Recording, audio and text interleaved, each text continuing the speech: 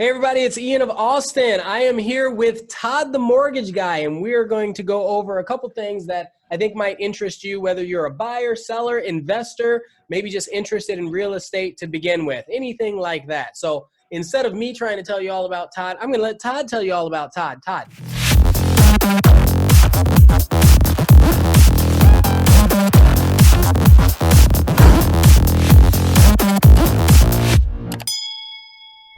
Go ahead. Hey, Todd, the mortgage guy, Burnside. I been doing the mortgage hula hoop, the mortgage dance for about 3 years now. And what I know is that I love to help borrowers that A, don't know what they're doing, first-time home buyers, things of that nature, or B, had kind of a bad experience in a previous engagement. My focus is education and expectations. I want borrowers to understand what they're going to get with me, and to be happy when it's all said and done. I think that's excellent. I think everybody should want to do that, right? They should. They should. Okay, so then my question to you is: you said people that have had a bad experience. So I'm gonna throw one out there for you. Can you share an experience? No names, of course, but an experience that you had that you came in and maybe saved the day?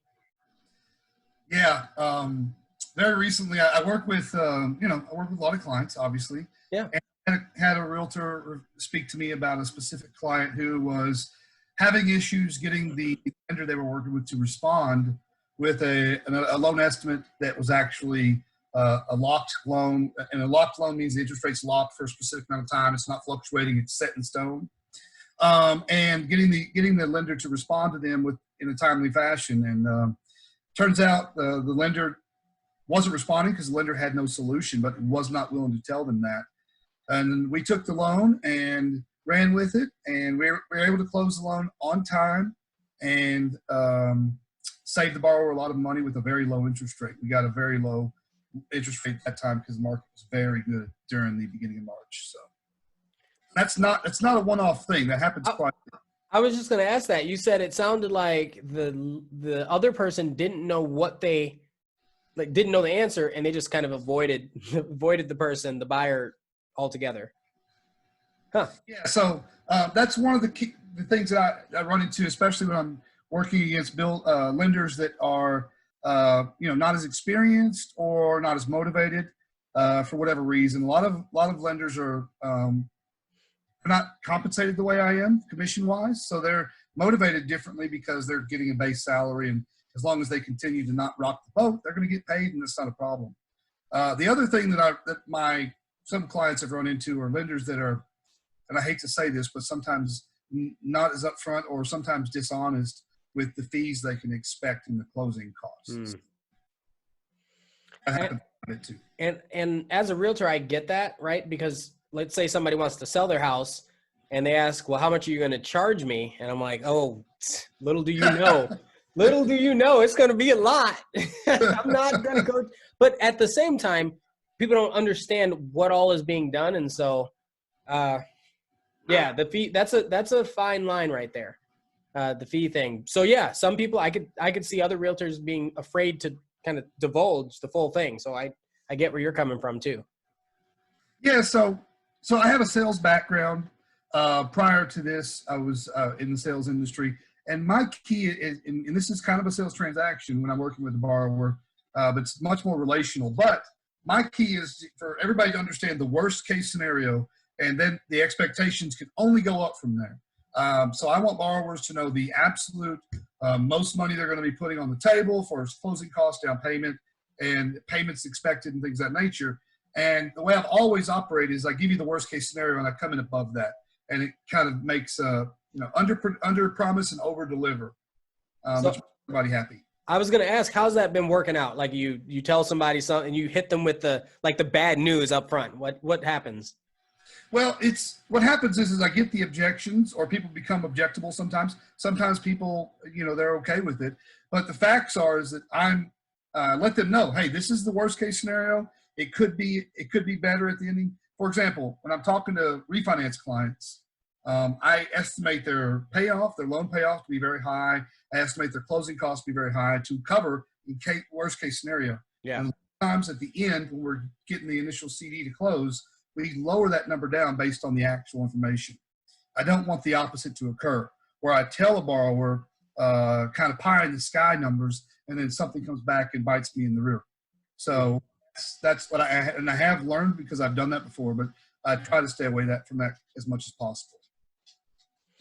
Fair enough, man. So I think I want to move into the big question, right? So you and I, we've done some deals together, and we're in a situation where we had this pandemic. I'm going to say, whether you believe it or not or whatever, like the state closed down. And so now we're in a situation where everything in Texas is starting to open back up. And I have people that are coming from different states that are like, hey, I want to consider moving to Texas because the timing's right and all that, employment, no income tax, all those great things. So my question then is, how do you think people should respond to that? Do you think it's a good time to buy, refinance? What are your thoughts? Well, let me explain. My projection is based on my experience. So I've made a video about this yesterday. The last 4 purchase transactions I've been involved with have been multiple offer situations. Good point. Situations mean that there are more than one buyer trying to buy that house, which seems like that means the market is actually pretty hot here in Austin. Now, would I tell someone to buy a house right now versus saving until next year? There are a lot of circumstances that come into play. Your credit score, your financial your liquid cash you have available. There are a lot of circumstances when I'm speaking to individual borrowers that I'd like to let them know. Sometimes it's not the best idea, but overall, due to the fact that the housing market is so hot right now, the prices are going to be that much higher next year if you were to wait a year. But some people need to. I don't want to say that everyone should purchase right now, but I think that the market is showing that most people are buying, especially in Austin, because most of our industry is tech related. There are not a lot of people who had to go furlough or lost their employment. Now we know there were some, servers and people of that nature, musicians. We have a lot of musicians. Yeah. But by and large, most people that were making a good salary before this continued doing that during this. Now, I will say one more thing about refinancing. Please. Refinancing it's a great time. If someone has an interest rate above 4%, they should be doing a refinance. You can get interest rates on a 30-year mortgage as low as 2.75% or even lower. So when you equate that into dollars and cents, it saves someone, if you could save $100 a month on your mortgage, that saves you $36,000 over the life of the loan. So exponentially speaking, a refinance is very beneficial to most people. So the potential to save approximately, what was the number? So I heard the 36,000. You cut out a little bit before that. What were you saying? If they can save $100 a month. $100 a month. That is, I'm working on somebody right now who is, I'm just going to give you real numbers that I have right now. Sure. Someone 4.0 interest rate. They're going into a 3.0 interest rate. Their loan amount's around $220,000. That's going to save them that's going to save $100 a month. That's going to save them $36,000 over the life of the loan. That's incredible. And for I'm going to say my people that are renting an apartment specifically, right? I know people there. I have clients right now that are looking to spend $2,400 a month. I know I had that. My eyes went like $2,400 a month. And I said, well, what is that in 1 year? Right. And you take that lump sum. I mean, that's almost $30,000. So, and you're doing that same thing for people that have been in the house for a while, saving them potentially the same amount of money. One, get a house. Two, as soon as you're able to refinance and get a lower rate, do that too. Or if you can start off with a low rate, now it is an incredible time. So yeah, the rule of thumb on that, and the rule of thumb is funny where that whole rule comes from, that statement comes from. I'm curious to know, but we'll circle back around. I really do want to know, as long as it's not, NSFW, as long as it's not that. Is it? Well, I mean, it dates back to whenever women didn't have a lot of rights. Oh, So, that's not, yeah, we won't talk about that. It's not cool. but the rule of thumb on a lot of refinancing is if you can save half of a percentage point, it's worth it in the long run. If you plan on staying in the house long term. So, okay, when you say staying in the house long term, what does long term mean? Well, an example is when someone's doing a refinance, the closing costs are generally around 2%. So Right. you're looking. So that's important. Yeah. Closing costs when you're buying a house are how much? The closing cost when you're purchasing is 3%. Okay, and then when you're refinancing, it's 2%. 2% plus escrow rebuild. So that's a whole other conversation. Okay. But 2% fees that you're paying. So let's just do that same loan I'm talking about. $200,000 refinance, saving $100 a month. Yeah. So it's costing about $4,000. So you do the math backwards, and it's going to take them about 3 years and 4 months to recoup the cost. So if they're staying in the house beyond that point, that's when they're going to start to recognize the savings that they just spent on this. If it's one of those situations where a lot of people, and we know this, you know this as well as I do, a lot of people purchase a house, their first house, and they find out what they don't like and they go buy another one real soon, then maybe refinance isn't the best option. Maybe the option is to, rent that house out and then move into another one or sell that house, whatever. You can handle that decision for them. But when it's refinancing, you want to look at the long term. How long is it going to take to pay that fee off? Yeah. And yeah, you're absolutely right in that. One, it's a great long-term play, but also that people don't realize statistically, you buy your first house and then, jobs happen, something with family happens. Kids and happen. Kids. Well, that's usually the family part, right? You're stuck in the house for a while, especially during a pandemic, and you get all these babies being born, and then you need a bigger house. Like, whoops, baby. But I mean, it's a treasure. People want it, but at the same time, it's like, well, now we have to do something. And so I have people that are calling me that haven't even been in their house 2 years, brand new build, all that sort of stuff. They're like, we need a bigger house, but we make more money. And I said, well, good and good and good.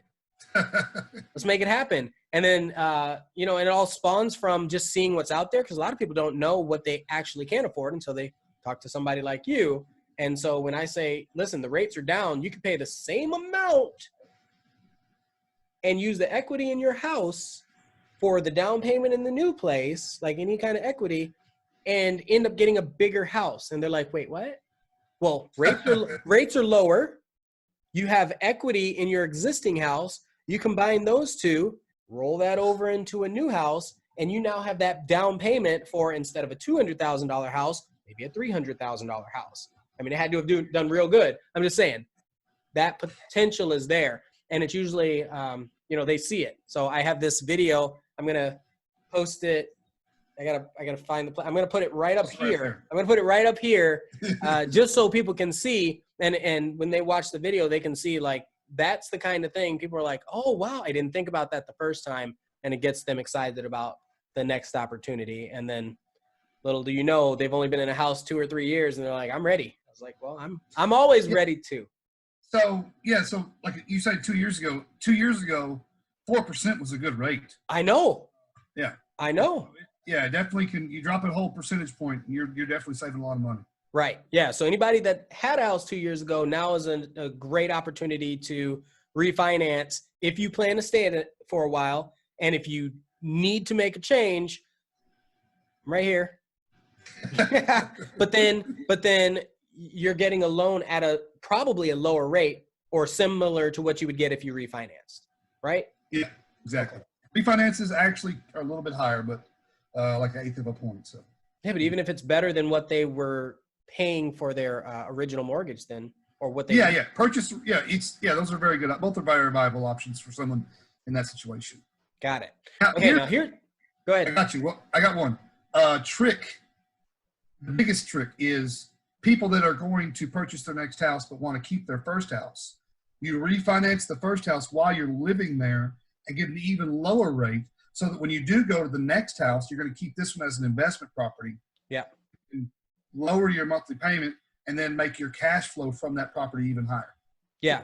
And so this isn't something that's like private knowledge or anything, but that's actually what we're doing. My wife and I were doing the same thing. We just refinanced our current house and we're going to use this house that as an investment property, purchase our next house and be in just a great situation moving forward, right? Because we do want another house. We do want a family plan and all that. We just got married, but how cool would it be to, use this existing house as a retirement plan? Because you think about it, that's the world. Like everybody, all the, millionaires, billionaires, all that sort of stuff, that's how they make their money, having real estate.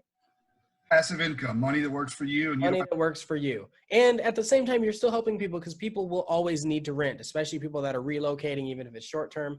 You and I know, we were Airbnb hosts, super hosts for a while. It was amazing. So, then the next question would be, might be great right now. What do you think it's going to look like in 6 months? I have my own thoughts on this, but I want to hear you. Yeah, I see your eyes getting big. Yeah. So I wish I could tell you what the next 6 months look like. My hopes are that we recover economically. We recover enough to continue growing as an economy. I think much like the 2008 recession, Texas and Austin in particular is going to be not as affected by the rest of the United States. Unfortunately, Austin is a mecca for a lot of people that want to come here for whatever reason, and it's a wonderful place to live. The whole surrounding area is wonderful places. But in the next 6 months, I anticipate rates to begin to raise back up. They have to. Currently, they are what we consider artificially low. They are lower than the rate of inflation, which is not good for the economy. Yeah, if I'm not mistaken, the entire economy rests on, like, theoretically rests on real estate, like the transactions, the fact that people are relocating. Each time somebody buys a house, there's 100 people, especially if it's like a new construction, for example, there's like 100 people whose families are impacted when they make that purchase. And even resale, it could be 15 different people that are touched every time a house is sold. I would say thousands if you count taxes and everything. Well, yeah, if you count taxes and everything. So it's just, yeah, I mean, all of our politicians, all of our roads, Texas, the only way Texas makes money is taxes and fees, right? That's because we don't tax. There's no state income tax. There's no state income tax, but there are tolls, right? And then there's property taxes. And it's still not as bad as it was where I used to live up north, Chicago land area, but it's high. It's high. So, that's the price you pay for no basement, but 100-degree weather, gorgeous outside. It's 97 degrees today. What day is this? It's the 18th of May. It's May, and it's 97 degrees. I'm happy. So, Jump in the pool. Huh? Jump in the pool. Yeah, I know. Need to buy a pool first. I mean, because you can't. Here's the thing: you can't jump in the pool with. First off, they're not open at the apartment complexes. Oh yeah. Right? Yeah. Nothing's open, and even if it was, would you want to get in that water? Like, you can't wear a mask in a pool and expect it to. Anyway. I mean, with your nappy hair, I don't think you want to get. You know what? I don't even want to take my hat off. I'm gonna take my hat off. Here we go. Oh, man. So I'm going tomorrow. It's the first time I'll be at my barber in, I don't know, since March or something. And this is getting a little too much, but I like my barber shaves me and everything. So I'm sitting here with a little razor, like, it's terrible. It's the worst thing. First world problems, right? So my big worry, and I don't say worry, my big curiosity about 6 months from now is that we have an election. Every time there's election year, real estate has a blip. Oh, I didn't know that. Right? And so that's what's a little concerning, because we're going to have an election year, and what happens is, whether it's, I'll say, the red party or the blue party or the green party or whatever, that's when people, they're like, oh, I don't know who's going to take over, so I don't want to spend money, or I don't want to do this. And so you see a blip on the graphs when you're looking historically in an election year. Okay. So the election month is when they stop and wait and look to see what's going to happen. Yeah, people, especially investors, because based on who's elected, they make assumptions about what taxes are going to be put in place, right? So that's just the mentality of people. statistically and historically. All that. All right, so you kind of said this, but I'm going to ask you, now you got to give us another one since you jumped the gun. What is a trick for somebody who is interested in getting their first home, never done it before, and they just have, like, they don't know who you are, but they're watching this video? Something that you would tell them that they probably don't already know. That's the key, something that new, that they don't know. So I'll give you two. The first one is how to build your credit. If you are a first-time home buyer, but you have a lower credit score, or you don't have a lot of lines of credit, there's something called a credit builder loan. Ooh. Savings account. Yeah. So it works like a savings account in that monthly it withdraws money from your checking account and puts it into a savings account. And after your term is complete, whether it's a 1 year or 2 year term, they will send you that money back in the form of a check minus their fees, which are about 10%. Now, the website that I recommend is something called self.inc, and Ian will not put he will not put the title right here, but it's self, S-E-L-F .inc. And the good thing about that program is you can set it up for as low as $60 a month, and it reports to your credit bureaus as a loan. That's awesome. The other thing about that is you could pack on 3 months into that term, they will allow you to get a credit card, which will allow you another line of credit. So a lot of people think I've got a great credit score, but if you only have like one student loan, you've been paying on it regularly, your score looks great, that's still going to impact you. You may have issues getting qualified because banks like to see a depth of credit rather than just a good credit score. The other one is for people the other tip that I have is for people that are looking to see how much they're going to spend. A lot of people are like, what kind of house am I going to look for price-wise? So the trick that I have is currently for people understanding every $100,000 you finance, you can estimate a monthly payment of $750. And that is all in. That means taxes, insurance, mortgage insurance if it's required. So what that means is it doesn't mean purchase price. It means loan amount. So if someone's going to put $100,000 down on a $300,000 property, I'll let you do the math. Think about it. What do you think they're going to pay? They're going to pay $1,500 a month on their mortgage because their loan amount's only going to be $200,000. Right. $200,000, 2 times $750, $1,500. And that's a good estimator for people. A lot of times I talk to somebody and says, what kind of price point are you looking for? I don't know. And what I usually say is, well, what are you paying currently? And that gives them an idea of what they can afford, what they can be comfortable with. For the example of your friends that are leasing for $2,400 a month, that's about a $350,000 loan. Mm-hmm. So that'd be a pretty humdinger of a house. Where are you from? I know where you're from, but you got to tell me. I'm a Texan. I'm a Ken Texan. You are not a Ken Texan. There you go. You're a Ken Texan.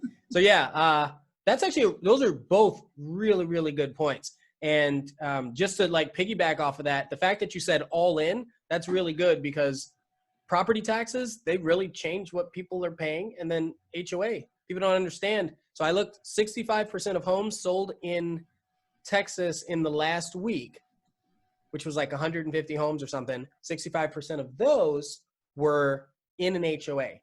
And this is just single family residential. This is not including condos or townhomes, which are all in an HOA. Expensive. And expensive ones. Yeah. I mean, it wouldn't be anything to pay $250 for a condo association in Austin. And people just monthly. Oh, yeah. So that really does factor into your payment. And I don't think people know that. They're like, oh, well, I just want a condo because I want to save money. It's like, you're not saving money. You might be saving time. Insurance are low, but I was going to say the taxes and insurance are pretty low in those places, but it makes up for it. You're going to pay the same amount. Same amount. Yeah, I think that's really important, and people they miss it. So those are really good tips. I appreciate those. I'm going to ask you, what's your favorite quote and why?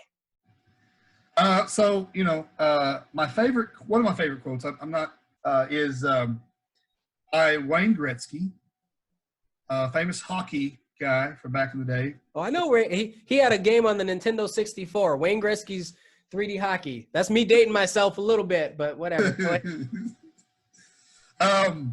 So the quote is you miss 100% of the shots you don't take. That's a classic one. Hey, you sure Yeah. he's the first person that said that? Google told me it was. Okay, yeah, it might be. It might be. But that's a perfect one. Because if you don't try, and I kind of tell people that. I don't say it so eloquently, but I do tell people that. I said, listen, you can go try to rent this place, or you can try to rent this place no matter what anyway. But while you're at it, just see if you can buy. That was our story. We were in an apartment when we moved here because we didn't know where we were going to live. We moved here in an apartment, and then within 6 months, we just had a lot of, I'll call them micro disasters. And we said, we got to get out of here. And we started looking for a house to lease. And sure enough, talked to a lender, and they were like, or no, not a lender, sorry, realtor. And they were like, because I wasn't licensed at the time, just got here.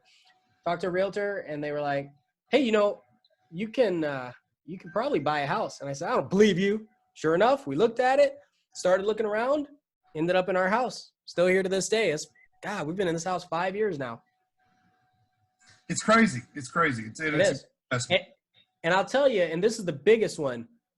Now, like, we refinanced and all that. We're getting ready to go into a new house and all. People don't realize you build so much equity, and you start to stabilize. Everything about owning a home can really tremendously impact your life. I don't think we would be in the same place we were. We wouldn't have been able to do, gosh, if we wanted pets, that's tough when you're renting. So is yard, kids, school, all that. So anyway, it's been good. I almost always encourage it, despite what Dave Ramsey says. I'm just kidding. Well, I think, and from my experience, I think the key is you have to talk to someone who knows what they're doing. Yes. Idea of what your shot's like. Right. I was in the same boat as you. My first house, I didn't think it was a possibility, and I spoke to Leander first, and he helped me build my credit to get where I could do it. And the key is like a lot of people have that fear that they're not going to qualify, they're not going to have enough money, whatever the case may be, and they don't act on it, or they talk to a friend, the friend had a bad experience, and the friend says, don't do it, you're going to get whatever, and then they don't act on it, and then 25 years later, they've invested, as you said, $30,000 a year, they've invested $750,000 into somebody's pocket, and have nothing to show for it. See, and the fact that you just did that math in your head means that this you talk to this guy, right? Like that. That's awesome. It's incredible. I think people just need to have the conversation. It doesn't cost anything.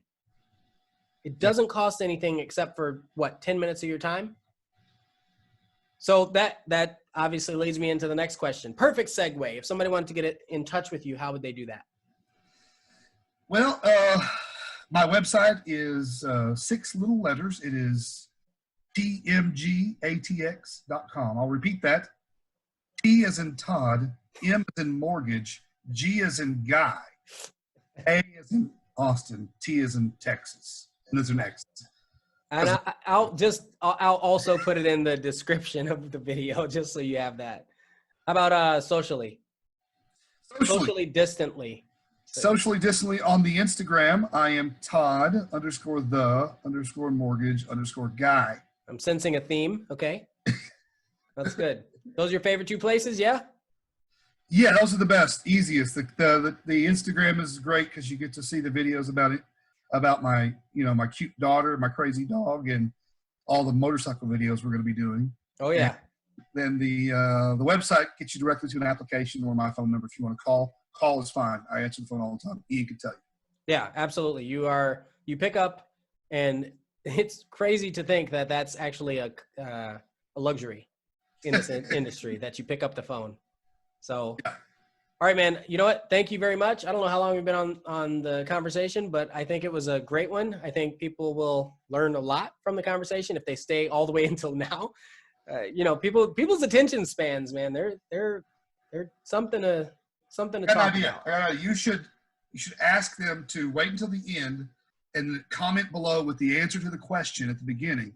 Ooh, what was the question? I don't remember what the question was. Well, you have to edit this and do it. No, I can't. No, we're still live. We're still recording. I can't. I mean, you got to go back. I'm not going back. Anyway, thank you everybody for watching. I'm not going back. Thank you everybody for staying to the end. I appreciate you. Todd appreciates you. Hopefully you have a good conversation. If you need either of us, you have a way to reach us in the description below. Thanks again. Thank you, Todd. All right. Thanks, man.